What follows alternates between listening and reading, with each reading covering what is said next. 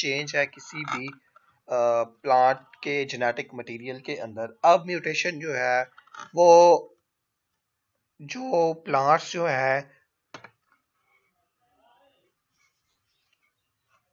Mutation को show कर रहे होते हैं, उन प्लांट्स को हम म्यूटेंट्स कहते हैं। म्यूटेशन की दो ब्रॉड जो है वो टर्म्स हैं, टाइप्स हैं। स्पॉन्टेनियस म्यूटेशन है और एक इंड्यूस्ड म्यूटेशन है। स्पॉन्टेनियस म्यूटेशन एक ऐसी म्यूटेशन होती है जो खुद नेचुरली हो जाती है, नेचर ही प्लांट में म्यूटेशन कर देता है, प्लांट्स के जेनेटिक मटेरियल में म्यूटेशन कर देती है नेचर ही, तो उसको हम स्पॉन्टेनियस म्यूटेशन कहते हैं। हालांकि जो म्यूटेशन हम किसी भी केमिकल या फिजिकल एजेंट्स के थ्रू करते हैं उसको हम इंड्यूस्ड म्यूटेशन कहते हैं। Mutation on the basis of survival जो है वो म्यूटेशन की चार काइंड्स हैं: वाइटल म्यूटेशन, सब वाइटल म्यूटेशन, सब लीथल म्यूटेशन और लीथल म्यूटेशन। जैसे जैसे आप वाइटल से लीथल की तरफ मूव करते जाएंगे, जो प्लांट्स है उनका जो मोर्टेलिटी रेट है वो बढ़ता जाएगा।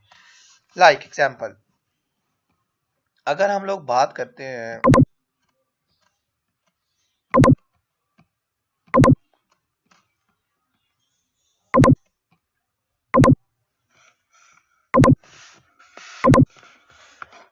फर्स्ट वन हमारे पास वाइटल, सब वाइटल, वाइटल चाहे एंड सब लीथल एंड लीथल। चार म्यूटेशन की फोर बेसिकली काइंड्स है on the basis of survival rate. जैसे जैसे हम वाइटल से नीचे की तरफ मूव करते हैं, मोर्टेलिटी रेट जो है वो 0 से 100 हो जाता है। अब हम इसको डिफाइन करने की कोशिश करते हैं कि वाइटल क्या है। ऐसी म्यूटेशन की type of mutation in which all plants are alive after mutation। सबवाइटल क्या है? Type in which more than 50% plants alive। सब लीथल क्या है? Type of mutation in which more than 50% dead। Type of mutation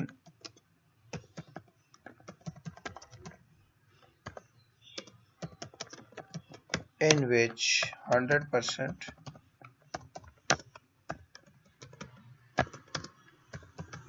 plant dead। अच्छा जी, अब ये चार इसकी बेसिकली टाइप्स हैं। वाइटल एक ऐसी म्यूटेशन की टाइप है कि जब प्लांट्स में म्यूटेशन हो तो सारे के सारे जो प्लांट्स हैं वो डेड हो जाएं, ओ सॉरी सारे के सारे जिंदा रहें, वाइटल म्यूटेशन।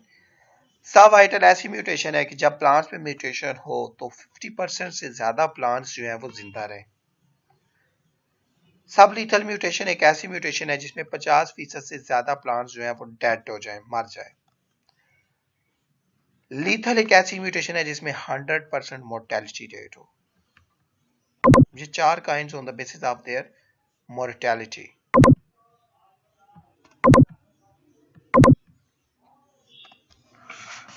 सो म्यूटाजेंस। अब म्यूटेशन जो आर्टिफिशियल हम क्रिएट करते हैं वो जाहिर बात है किसी सोर्स से होती है, किसी चीज से होती है। अब उन चीजों को, उन केमिकल्स को या रेज को हम म्यूटाजेंस कहते हैं। जो म्यूटेशन को काज करते हैं उन एजेंट्स को म्यूटाजेंस कहा जाता है। म्यूटाजेंस की टू काइंड्स होती हैं, फिजिकल और केमिकल। फिजिकल में क्या, different kinds of rays, like physical mutagens में अल्ट्रावायलेट रेज और एक्स रेज वगैरह, यानी सीड्स पे हम रेज को गिराते हैं और उन रेज से उन सीड पे म्यूटेशन हो जाती है। देन केमिकल म्यूटेशंस हैं, different chemical, ethyl methane sulphonate, जो हमारे मतलब पाकिस्तान में या हमारे एरिड स्पेशलिस्ट डिपार्टमेंट में ईएमएस को ज़्यादातर यूटिलाइज किया जाता है 0.1%, 1% के सॉल्यूशन के साथ। तो इसका इफेक्ट इथाइल मीथेन सल्फोनेट का बहुत ज्यादा आता है। एक्रेडाइन डाइज इसको भी यूज किया जाता है, नाइट्रस एसिड को भी यूज किया जाता है, जो कि नाइट्रस एसिड वगैरह और एक्रेडाइन डाइज जो है ये काफी सारे एक्सपेंसिव केमिकल्स होते हैं। इथाइल मीथेन सल्फोनेट भी काफी एक्सपेंसिव है। इसका 5 ग्राम जो है वो नियरली राउंडेड अबाउट 45 to 50,000 का आता है, 5 ग्राम ओनली। तो इसके इफेक्ट भी काफ़ी ज़्यादा होते हैं। म्यूटेजेंस पे हमने इस ईएमएस को यूटिलाइज किया 2017 में। तो हमारे पास जो हमने इसको यूटिलाइज किया ओकरा प्लांट में, हमारे हिसाब से अच्छे रिजल्ट 0.1% पे आए। जब हमने 1% पे म्यूटेजेंस को अप्लाई किया तो जो हमारा प्लांट्स थे वो काफ़ी डेड हो गए, सीड जर्मिनेशन बहुत कम हुई। जो 0.1% थे उस पर हमें ऑलमोस्ट 1 फुट से भी लंबी यील्ड मिली थी। जो फ्रूट मिला था 1 फुट भी से भी उसकी ज़्यादा लंबाई थी भिंडी की। तो काफ़ी ब्रॉड प्लांट हमें डेवलप हुए, हमारे nearly 6 to 7 feet in height जो प्लांट्स की थी, और एक प्लांट से हमें ऑलमोस्ट 5 kg जो यील्ड मिली थी। तो एक्चुअली ये जो ईएमएस है ये काफ़ी एक्सपेंसिव होता है, लेकिन ये जो नाइट्रोस एसिड है वो इससे भी ज़्यादा एक्सपेंसिव है। तो ये ज़्यादातर यूटिलाइज की जाते हैं नियाब निजी इंस्टीट्यूट जो है फैसलाबाद वाले, और इनमें तो रेज वगैरह भी वहीं पे यूटिलाइज होती है, क्योंकि हमारे पास रेज का यूटिलाइज करना बहुत ही, क्योंकि इसके लिए हमें एक स्पेशल रूम की ज़रूरत होती है ताकि वो किसी ह्यूमन बॉडी को इंटरप्ट ना करें। तो वी कैन आगे एक्सप्लोटेशन ऑफ वेरिएशन है। वेरिएशन को हम एक्सप्लोर क्यों करते हैं? बेसिकली इससे यील्ड पोटेंशियल, यील्ड स्टेबिलिटी और मैच्योरिटी, इन तीन ये जितने भी हमारे ब्रीडिंग ऑब्जेक्टिव्स होते हैं वो हम ज़्यादातर इसमें इंक्लूड कर सकते हैं कि वेरिएशन को यूटिलाइज करने के लिए क्यों, उसका एम क्या है? यील्ड पोटेंशियल को इंक्रीज करना। यील्ड पोटेंशियल इंक्रीज हो गया देन उसको स्टेबल करना, कि जितना इंक्रीज किया है वो स्टेबल भी रहे, ये नहीं कि कभी कम हो रहा हो कभी ज़्यादा हो रहा हो। मैच्योरिटी टाइम को करना कि एक ही टाइम पे जो क्रॉप है वो मैच्योर हो रही हो। Then resistance to abiotic stresses, biotic stresses, quality enhancement. Then अब क्रोमोसोम में जो स्ट्रक्चरल चेंजेस होते हैं उन पे हम बात करेंगे।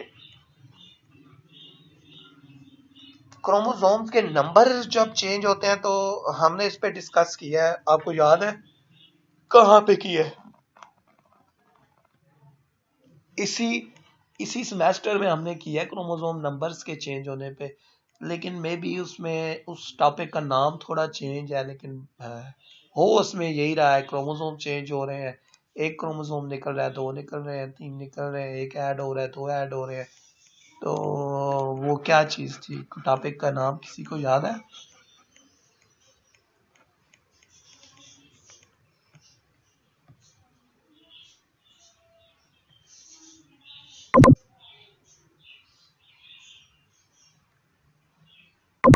जो हमने पॉलीप्लाइडी में डिस्कस किया वो वही है। अच्छा, हम चलते हैं definition. Structural changes in chromosomes, chromosome में स्ट्रक्चर कैसे चेंज होता है? फर्स्ट वन है जी डिलीशन और डेफिशिएंसी है। अब जब भी क्रोमोसोम जो है वो अपना पार्ट को लॉस करता है, किसी अपने पार्ट को लॉस करता है, डिलीट करता है, तो उसमें डिलीशन अकर होती है और वो उसकी डेफिशिएंसी बन जाती है। क्रोमोसोम्स के पार्ट्स की डिलीट होने की दो टाइप होती हैं, एक इंटर कैलोरी होती है और एक टर्मिनल होती है। टर्मिनल डेफिशिएंसी ऐसी होती है कि जब जो क्रोमोसोम्स है वो अपने टॉप के एंडिस के एंड, अपने एक टॉप वाले एंड या बॉटम वाले एंड का पार्ट लॉस करेगा, तो वो उसकी डेफिशिएंसी जो होगी वो टर्मिनल डेफिशिएंसी होगी। जब वो अपने सेंटर से कोई पार्ट लॉस करेगा तो वो उसकी इंटर कैलोरी डेफिशिएंसी होगी। Like in the first example, breakage अगर हो रहा है सेंटर में से मटेरियल डिलीट हो रहा है तो इंटर कैलोरी डेफिशिएंसी है। अगर हम इसकी बात करें तो ये भी इंटर कैलोरी डेफिशिएंसी है। अब एडिशन और डुप्लीकेशन क्या होते हैं कि जब भी जो क्रोमोसोम्स है वो कहीं से पोर्शन गेन करता है या अपने किसी पोर्शन को डुप्लीकेट कर लेता है तो वो उसकी एडिशन या डुप्लीकेशन होती है। Like in first shallow portion, the chromosome duplicate their this portion and increase in size. Third one case है इन्वर्जन। इन्वर्जन क्या होती है? Segment of chromosome may break at two places and broken end reach right on the wrong end after making the loop and gene order is altered. It is called the inversion. Inversion थोड़ा है समझाने के लिए, तो inversion को समझ लेते हैं, बाकी डिलीशन एडिशन तो इजी था। अगर हम अच्छा डिलीशन की टाइप्स की पहले आपको बता देता हूँ कि वो कैसे है।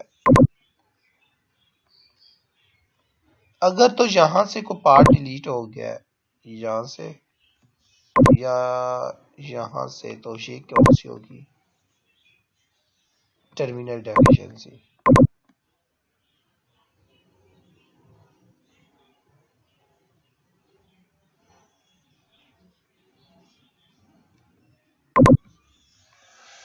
और अगर यहां से सेंटर से कोई पार्ट डिलीट हुआ तो ये होगी इंटर कैलोरी।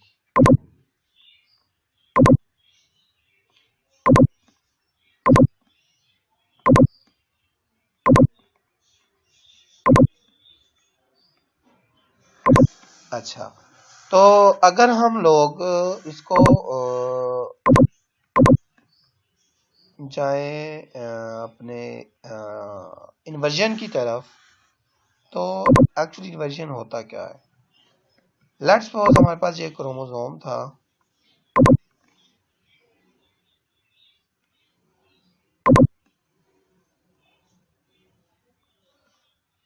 ये इसका पार्ट था A1, ये इस पे मैं ये लेट्स सपोज आप देख लें 1 2 जो मैं लिख रहा हूँ, ये इस पे प्रेजेंट है जीन 3 4 5। समटाइम ऐसा होता है कि ये जो 2 और 3 है, ये यहाँ से क्रोमोसोम जो है वो टूटता है, यहाँ से वो टूटता है।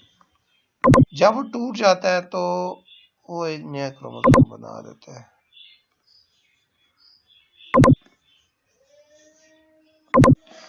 यहाँ पे क्या होता है 1 3 2 4 और 5।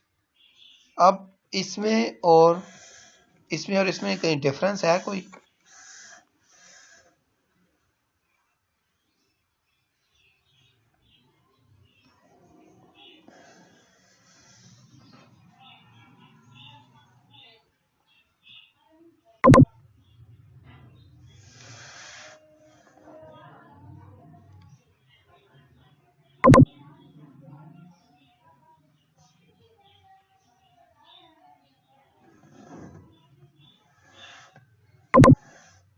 इन दोनों क्रोमोसोम में कोई डिफरेंस है? हक नवाज आप बताएं।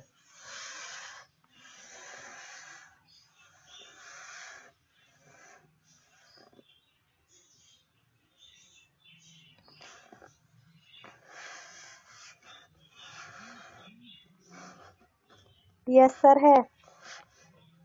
कैसे? सर नंबर 3 पे वो जो सेकंड क्रोमोसोम है ना, वो थर्ड पे।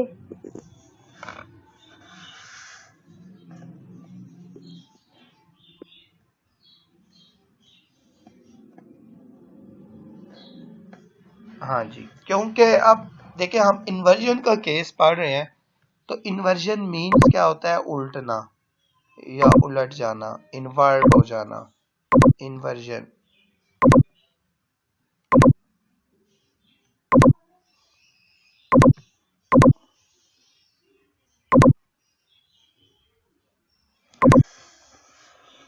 अब 1 2 3 था, जहां 2 और 3 से ये टूटा, तो इनने ये जो नीचे वाला एंड ऊपर की तरफ लग गया, ऊपर वाला एंड नीचे की तरफ लग गया, ये उलट गए।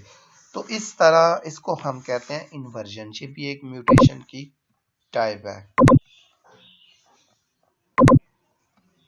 तो अगर हम लोग नेक्स्ट केस की बात करें, तो नेक्स्ट केस है ट्रांसलोकेशन। ट्रांसलोकेशन एक ऐसा केस होता है जिसमें जो दो नॉन होमोलोगस क्रोमोसोम्स होते हैं वो अपने पार्ट्स को एक्सचेंज कर लेते हैं, यानी ए जो है वो अपना पार्ट बी को दे देता है और जो बी होता है वो ए को दे देता है, लेकिन ये हमेशा अगर नॉन होमोलोगस क्रोमोसोम्स में होता है, ये आप लोगों ने याद रखना है। ये कुछ बेसिक डेफिनेशन है। एक वैरायटी क्या होती है? Group of similar plants which have structural features performance can be identified from other varieties with the specific species. एक variety group of similar plants है जिनके अपने स्पेसिफिक फीचर्स होंगे जो उनको दूसरी वैरायटी से डिस्टिंग्विश्ड करेंगे। कल्टीवर क्या है कि जो वैरायटीज हम कल्टीवेट कर रहे होते हैं उनको हम कल्टीवर्स कहते हैं। लैंड रेस एक ऐसे early cultivated form of crop होती है जो वाइल्ड स्पीशीज से इवेल्युएट हुई होती है, इमर्ज हुई होती है। स्ट्रेन क्या है? Group of individual from a common origin. एक इंडिविजुअल्स का ऐसा ग्रुप जिनके जो एंसेस्टर्स हैं वो एक ही हों तो उनको हम कहेंगे कि ये एक स्ट्रेन है। लाइन क्या है? Group of individual from a common ancestor. अब देखिए, कॉमन ओरिजिन से आया वो स्ट्रेन है। लाइन एक ऐसी चीज होती है जो अभी डेवलप हो रही होती है, अंडर प्रोसेस होती है, उस पर भी काम चल रहा होता है। जीनोटाइप भी जो हेरिडिटरी मटेरियल होता है किसी भी स्पीशीज का, वो उसकी जीनोटाइप कहलाती है।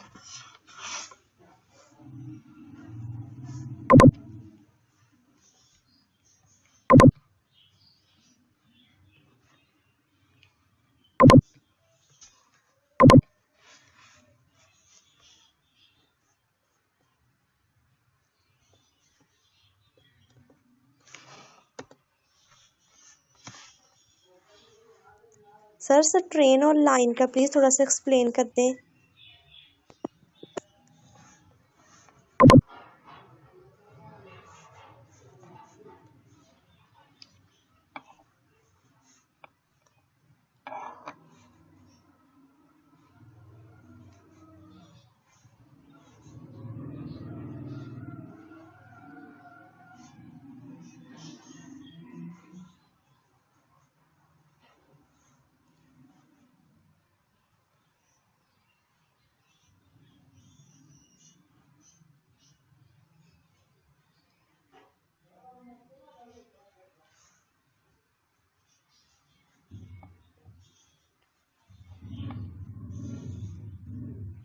जस्ट वेट, मैं एक्सप्लेन कर दूं। मैं वो प्रैक्टिकल देख रहा हूँ कौन सा।